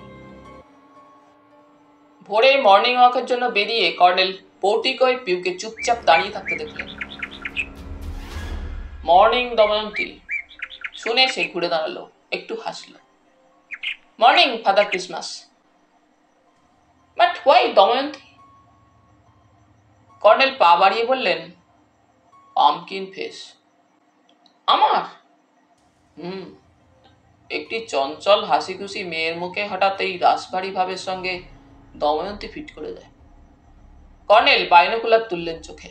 বাউন্ডারি ওয়ালের ধারে রিজু ও শ্রেণীবদ্ধ গাছ কুয়াশার কম্বল কাঁধে সন্ন্যাসীদের মতো দাঁড়িয়ে আছে। পিউ আসতে বলল, রাত্রিরে ঘুম হয়নি, বড্ড বোর করেছে জানেন। আর কি সব অদ্ভুত শব্দ সারা রাত। তুমি কি জগিং ছেড়ে দিলে? পিউ তেতো মুখে বলল, ফানি। বুড়োদা আমাকে পিয়ালির ভয়ে অ্যাভয়েড করে চলেছে। আসলে everywhere the country girls are jealous. আমার একটা অদ্ভুত এক্সপিরিয়েন্স হয়েছিল জানেন। স্টুডেন্টস বেশিরভাগই ফার্মারদের ছেলে মেয়ে, ভীষণ কনজারভেটিভ। কর্নেল, আপনি আমার কথা শুনছেন না। মিস্টেরিয়াস বার্ড ডার্লিং, ওই শোনো। আমি কিন্তু কিচ্ছু শুনতে পাচ্ছি না। ইউরোপে প্রাচীন যুগে ধারণা ছিল মেয়েরা প্রকৃতির সঙ্গে কথা বলে, প্রকৃতির কথা বুঝতে পারে। বলে কর্নেল পুবের লনে এগিয়ে গেলেন। পাখিটা গাছের আড়ালে কুক কুক করে ডাকছে। এদিকে একসময় ফুলবাগান ছিল। বর্মি বাঁশের সভ্য দেহশ্রীতে বন্যতার হিংস্র চেহারা, পাম গাছগুলির ধূসর জীর্ণ স্তম্ভ, লতাগুল্মে মাকড়সার জাল এবং শিশিরের ফোঁটাগুলি প্রাকৃতিক কোমল কারুকার্য। সহসা মনে হয় এই পরিবারের পুরানো আভিজাত্যের চিহ্নগুলি ক্রমে ক্রমে ঢেকে ফেলেছে প্রকৃতি। পতনে স্বরলিপি চারিদিকে। পিউ দেখল কর্নেল ঝোপের ভেতর দিয়ে উত্তরে চলেছেন, চোখে বাইনোকুলার। তারপর থমকে দাঁড়ালেন। বাইনোকুলার নামিয়ে সামনে কিছু দেখতে থাকলেন। একটু পরে ঝুঁকে কি একটা জিনিস কুড়িয়ে নিলেন। পিউ শিশির বাঁচিয়ে সাবধানে পা ফেলে কাছে গেল। বলল, মাই গুডনেস, এদের গাড়ি ছিল। ঝোপের ভিতরে একটা মোটর গাড়ির কঙ্কাল দেখিয়ে কর্নেল বললেন, পোর্টিকো দেখেই সেটা তোমার বোঝা উচিত ছিল। আপনার হাতে ওটা কি? মোমবাতি। কর্নেল হাসলেন। অরণ্যদেব ফেলে দিয়েছে। What's that? That's that. That's that. Colonel ঘুরে খিড়কির দরজার দিকে এগিয়ে গেলেন। জং ধরা কবজা, কপাটে মাকড়সার জাল, আগরটা টুটা ফাটা এবং হুকের মাথাটা কবে ভেঙে গেছে। কোনো মতে আটকানো আছে আগরটা। কর্নেল আগর নামিয়ে কপাট টানলেন। খানিকটা ফাঁক হলো। ঝোপঝাড় ঝাঁপিয়ে পড়েছে দরজার ওপর। কর্নেল কাত হয়ে গলে গেলেন। তারপর ঘুরে দাঁড়ালেন। দরজার ফাঁকে কবেকার ওপরানো কয়েকটা গুল্ম নেতিয়ে পড়ে আছে। দেখার পর পুরো জমিটায় হাঁটতে থাকলেন। পিউ বলল, ওদিকে কোথায় যাচ্ছেন? অরণ্যদেবের খোঁজে। পিউ দরজা গলিয়ে বেরোলো। এদিকটায় বসতি নেই। বাঁদিকে লম্বাটে সেই জলা। কর্নেলের পিছু পিছু হাঁটছিল সে। বলল, আপনি সত্যি অদ্ভুত মানুষ। আপনি তো রানুদের হাজব্যান্ডকে অরণ্যদেব বলতেন, তাই না? But he is dead. তুমি নাকি রাত্রিরে বাড়ির ভেতর কি সব অদ্ভুত শব্দ শুনেছ? শুনেছি। পিউ হেসে ফেলল। আপনি কি বলতে চান সেগুলো রানুদির হাজব্যান্ডের ভূতের শব্দ? কি শব্দ শুনেছ বলো? কাঠের সিঁড়িতে পায়ের শব্দ। আর কি সব শব্দ। বিবি জেগেছিল, ওকে বললুম। ও বলল, কিছু না, ঘুমো। তখন রাত কটা? ঘড়ি দেখিনি, তবে মিডনাইট। কোথাও মাইক বাজছিল। কারা রাস্তা দিয়ে গান গাইতে গাইতে গেল। বার্থ টাইম অফ জেসাস না? এখানে একটা ক্রিশ্চিয়ান কমিউনিটি আছে। Don't forget that. পিউ হাঁটতে হাঁটতে বলল, কলকাতায় থাকলে কি এনজয় করতুম ভেবে খারাপ লাগছিল। I missed the happy Christmas. বুড়োদার সঙ্গে রানুদির ঝগড়া, এদিকে জামাইবাবুর বিপদ। দাদামশাই বলছিলেন ক্রিসমাসে প্রচুর কেক পাঠায় ওর ক্রিশ্চিয়ান ফ্রেন্ডরা। রাত্রিরে স্পেশাল মেনু হয় প্রত্যেক বছর। এবার কিছুই হলো না। বুড়োদার কাছে ক্রিসমাস ক্যারলের টেপ আছে, কিন্তু দাদামশাই কাল দুপুর থেকে কেমন ফেরোসাস হয়ে আছেন। ধমক দিয়ে বললেন, নো নয়েজ, চুপচাপ শুয়ে পড়ো সব। পিউ ফিক করে হাসল। বুড়োদার ঘরে কিন্তু টেপ বাজছিল আসতে। আমি যেতুম, কিন্তু বিবি আমাকে যেতে দিল না। আসলে বিবিও ধরে নিয়েছে বুড়োদার সঙ্গে আমি সিলি। আমি বিবি নই। I am Frank colonel. বিবির মতো যেখানে সেখানে ঝুলে পড়ি না, আবার তাকে প্যাক দিয়ে কাট করি না। এখন বিবি হাড়ে হাড়ে টের পাচ্ছে, দ্যাটস আ ডেঞ্জারাস গেম। জলার উত্তর ঘুরে উঁচু জমিতে দাঁড়িয়ে কর্নেল বললেন, ডেঞ্জারাস গেম। ওই দেখো। কি? পিউ চমকে উঠল। সামনে স্টেশন রোড এবং আমরা কোথায় এসে পড়েছি লক্ষ্য করো। পিউ এগিয়ে গিয়ে বলল, এখানেই তো জামাইবাবুর গাড়িটা ছিল, কাঁচগুলো পড়ে আছে। সে রাস্তায় গিয়ে দাঁড়ালো। কর্নেল একটু দাঁড়িয়ে থাকার পর রাস্তায় গেলেন। বললেন, তুমি যেখানে দাঁড়িয়ে আছো এবং আমি যেখানে দাঁড়িয়ে ছিলুম, সেই দুটো জায়গায় একটা স্ট্রেইট লাইন টানা যাক। কেমন তো? Let's draw a triangle. একটা ত্রিভুজ, এ বি সি কোণ। তুমি ত্রিভুজের শীর্ষ কোণ এতে গিয়ে দাঁড়াও। যাও। রাস্তার ধারে পিপুল গাছটার কাছে। পিউ একটু অবাক হয়ে নির্দেশ পালন করছিল। কর্নেল হাতে ইশারায় বললেন, বাঁ দিকের রাস্তার উপর। ব্যাস, ওখানেই দাঁড়াও। ওটা এ কোণ। ব্যাপারটা কি? তুমি অনির্বাণ সোম। বলে কর্নেল তার রিভলভার বের করলেন। পিউ প্রায় চেঁচিয়ে উঠল, what's that? That's that darling. Colonel revolver তাক করেই নামিয়ে জ্যাকেটের ভেতর ঢোকালেন। পিউ শুকনো মুখে বলল, আমার ভীষণ ভয় করছে, আপনি। কর্নেল হাত তুলে বড়া ভয়ের মুদ্রায়নে হাসলেন। তোমাকে সাহসী ভেবেছিলুম। আমার সত্যি ভয় করছে, কিচ্ছু বুঝতে পারছি না। তুমি অনির্বাণ, আমি প্রিয়। কর্নেল তার দিকে এগিয়ে গেলেন। পিপুল গাছটার তলায় একটা পাথর পড়ে আছে। সেখানে দাঁড়িয়ে বাইনোকুলারে গাছটার গুঁড়ি দেখতে থাকলেন। মাটি থেকে ফুট ৬-৭ উঁচুতে একটা সরু ফাটল, দুপাশে কালচে ছোপ। পাথরে উঠে ছুরি বের করলেন। ফাটলটা খুঁচিয়ে একটু চওড়া করে বাঁ হাতের তালু পাতলেন এবং ছুরির ডগা দিয়ে কি একটা বের করলেন। পিউ দম আটকানো গলায় বলল, কি? প্রিয় .22 রিভলভারের গুলি। কর্নেল পাথরটা থেকে নেমে পিউকে গুলিটা দেখালেন। বললেন, কাজেই বুঝতে পারছো, প্রিয়র গুলি লক্ষ্যভ্রষ্ট হয়েছিল। পিউ অবাক চোখে তাকিয়ে রইল। কর্নেল ডাইনে ঝোপের দিকে আঙুল তুলে বললেন, এবার ত্রিভুজটা কল্পনা করো। ওটা সি কোণ, প্রিয় ছিল বি কোণে, সি কোণে ছিল অরণ্যদেব। গণনাথ সেন কারেক্ট। অরণ্যদেব অনির্বাণকে প্রিয় ভেবেছিল, কারণ তার হাতে জ্বলন্ত টর্চ। প্রিয় এবং অরণ্যদেব ঠিক একই মুহূর্তে গুলি ছোড়ে অনির্বাণের দিকে। তাই দুটো গুলির শব্দ একটা মনে হওয়া খুবই স্বাভাবিক। জাস্ট আ কোইন্সিডেন্স। পিউ শ্বাস প্রশ্বাসের সঙ্গে বলল, অরণ্যদেব অরণ্যদেব করছেন, কে সে? কর্নেল চুরুট ধরিয়ে একটু হাসলেন।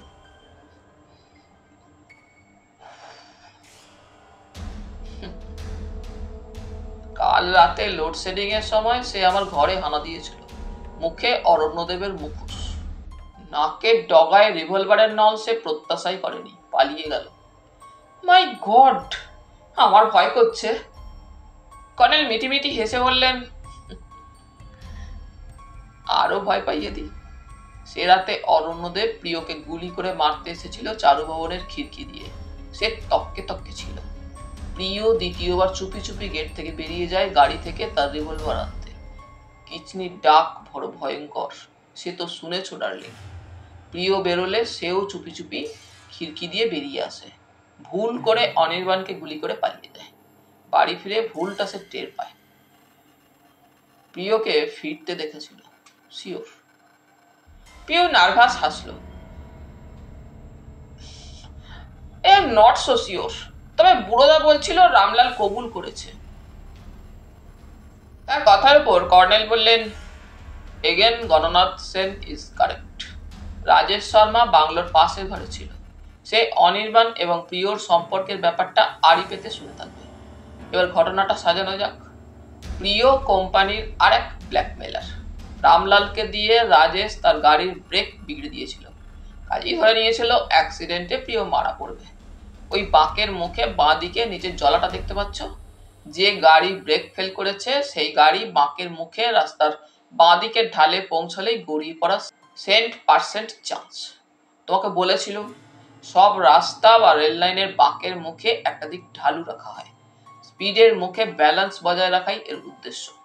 যাই হোক, বাংলো থেকে অনির্বাণ বেরিয়ে আসার পর রাজেশ বেরোয়।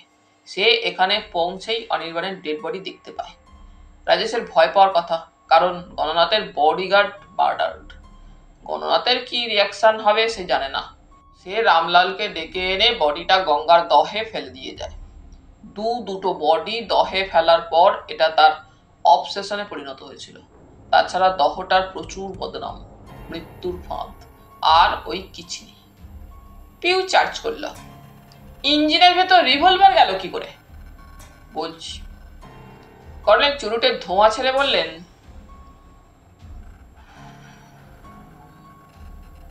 চারু ভবনে তখন অরণ্যদেব ভাবনায় পড়ে গেছে। তার চেষ্টা ব্যর্থ। অনেক ভেবে সে ঠিক করে প্রিয়কে এই মার্ডারের সঙ্গে জড়াতে হবে। সে খিড়কি দিয়ে আবার চলে আসে এখানে। নিশ্চয়ই ডেড বডিটা না দেখে সে অবাক হয়েছিল, অথবা হয়তো লক্ষ্যই করেনি। তার একটাই কাজ ছিল, গাড়ির বনেট খুলে ইঞ্জিনের ভেতর অস্ত্রটা রাখা। ক্লিয়ার?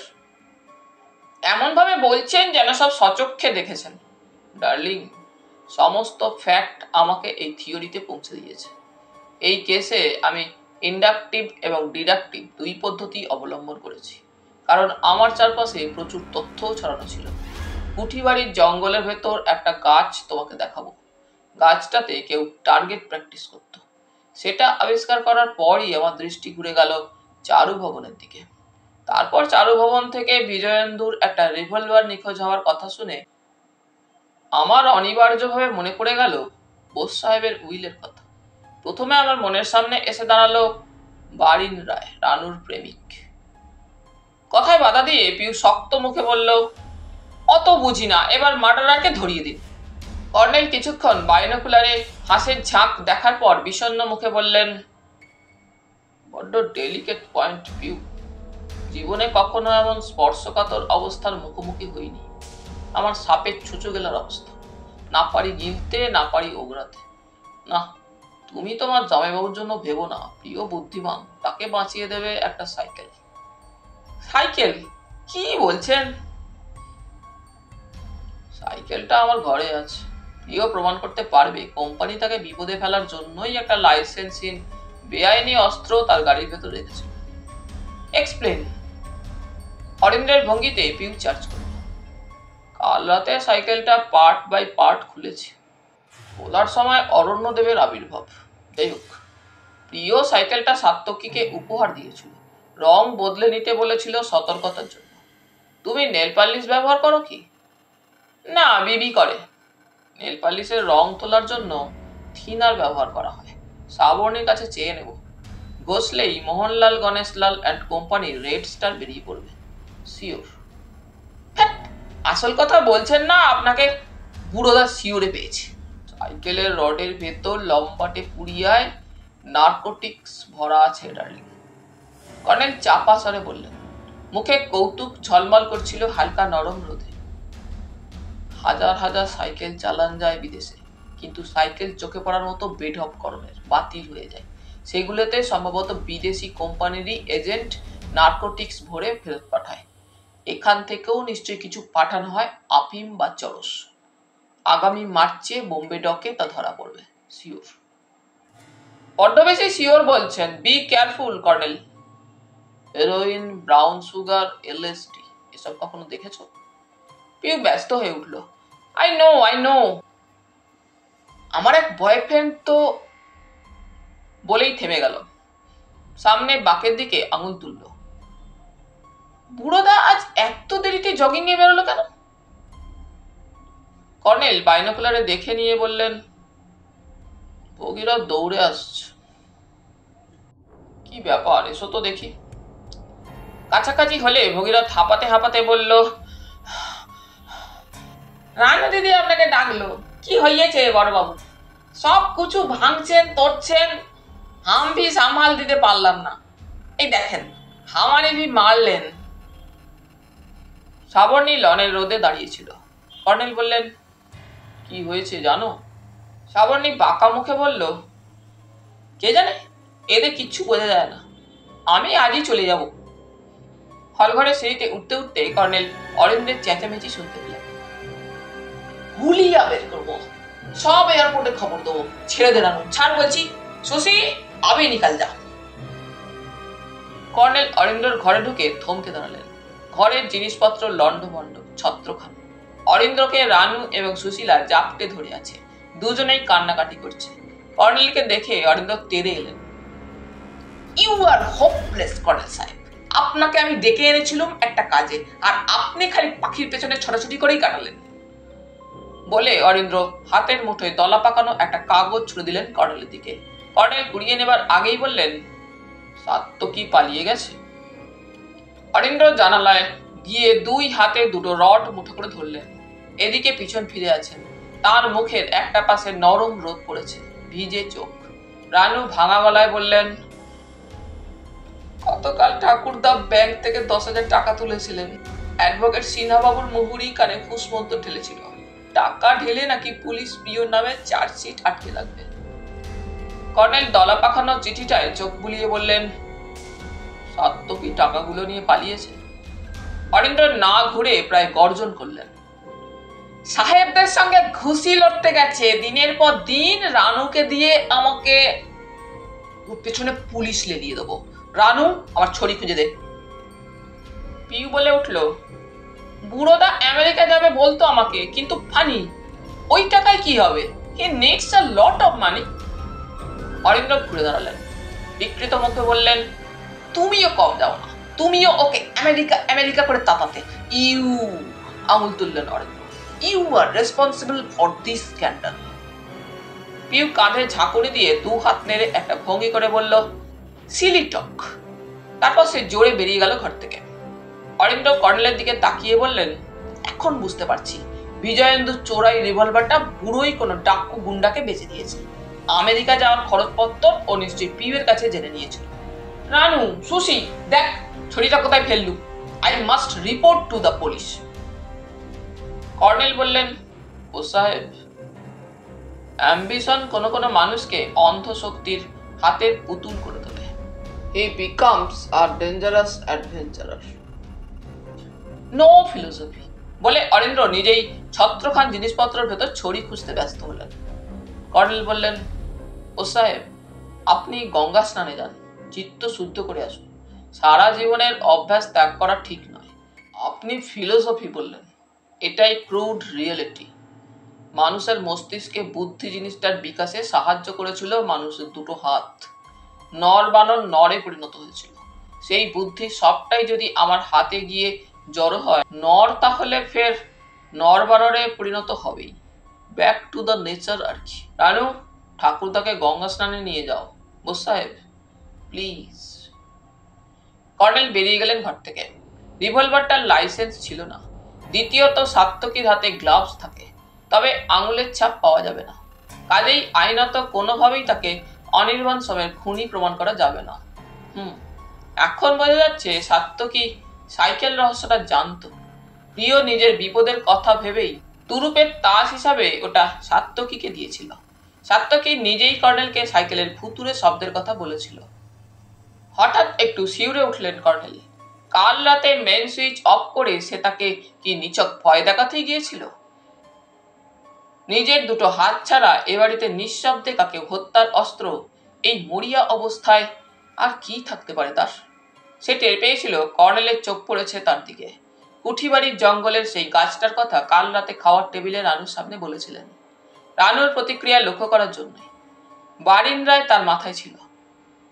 কিন্তু রানু যে রাতেই ভাইয়ের কানে কথাটা তুলেছে তাতে সন্দেহ নেই।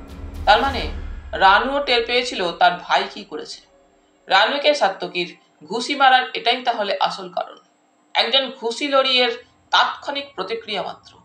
তবে সবচেয়ে গুরুত্বপূর্ণ পয়েন্ট হলো, রক্তের কথা সাত্তকী পুলিশকে বলেছিল। লনের রোদে সাবর্ণী ও পিউ চুপি চুপি কথা বলছিল। কর্নেলকে দেখে ছবি হয়ে গেল। কর্নেল তার দিকে পা বাড়িয়েছেন। সহসা সেই রহস্যময় পাখিটা আবার ডেকে উঠল। অসহ্য! পাখিটা কদিন থেকে তার সঙ্গে অদ্ভুত লুকোচুরি খেলছে। একটা চ্যালেঞ্জ কর্নেল নীলাদ্রি সরকারকে।